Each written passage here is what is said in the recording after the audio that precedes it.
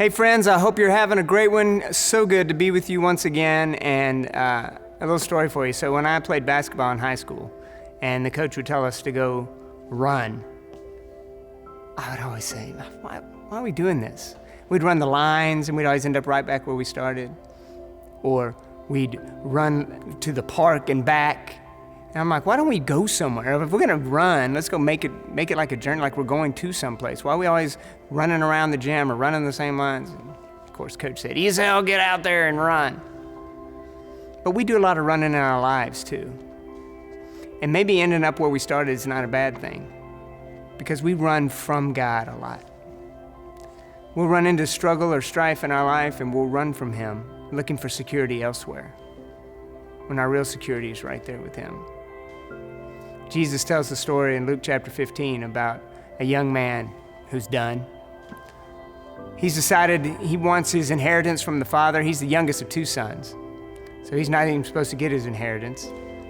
But he says, give me, as if you were dead, just give me what's owed to me and I'm gone. I'm gonna go do my own thing. The father gives it to him. And he goes off looking like he's got the world on a string, right? He's got the world he's got a tiger by the tail on a downhill pool and nothing can take him down, right? He's puffed up and ready to go, and he goes. And what happens? He squanders it all and poor living, and next thing you know, he's feeding with the pigs, and he's like, I need to go back to my father's house. In my father's house, there are many servants. He could just treat me like one of his hired hands. And I'll go back and tell him, Father, I've sinned against you. I'm not worthy to be your son. Make me one of your hired hands. So beaten, shoulders slumped, head drooped, he begins to head home. That's just the beginning. The whole way there, he's saying and rehearsing what he's going to say. Father, I've sinned against you. I'm not worthy to be your son. Make me one of your hired hands. Father, I've sinned against you. I'm not worthy to be one of your sons. Make me one of your hired hands. But as he draws close to home, guess who's out on the stoop, as he is every day, just looking down that road,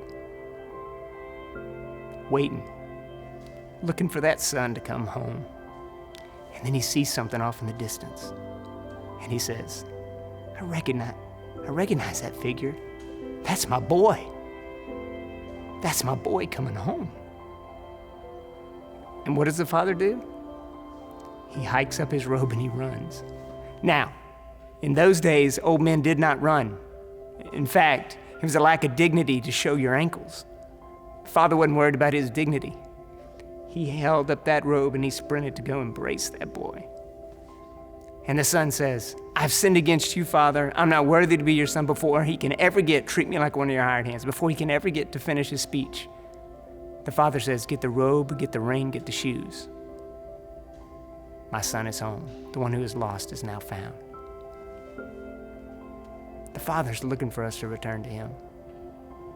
Just like my coach was waiting on me to return. It took me a little longer than most folks. But He's waiting for us. And He's not waiting with a harsh word. He's waiting with a hug and a welcome home. And He wants to break out the fatted calf and celebrate and have a party and rejoice that His boys return home. Now, we run for all kinds of reasons. Like the boy in this story, we run because of our pride that we're going to go out and do it on our own. Or like the disciples on the night Jesus was arrested, they ran for fear. I can't be associated with this. I got to run back into the world. For fear or for pride, either way, we run. But the Father's waiting on us. He wants us to return, and He's got a hug waiting for us. Are you running today? For either pride to do it on your own or for fear? Run to the one who loves you beyond your wildest dreams. Jesus Christ has already paid the price for whatever you're dealing with. He paid for it all on the cross. And now He's asking you just to come home and rest in Him. The Father's waiting. Jesus is waiting. Are you coming home? Have a great day. God bless.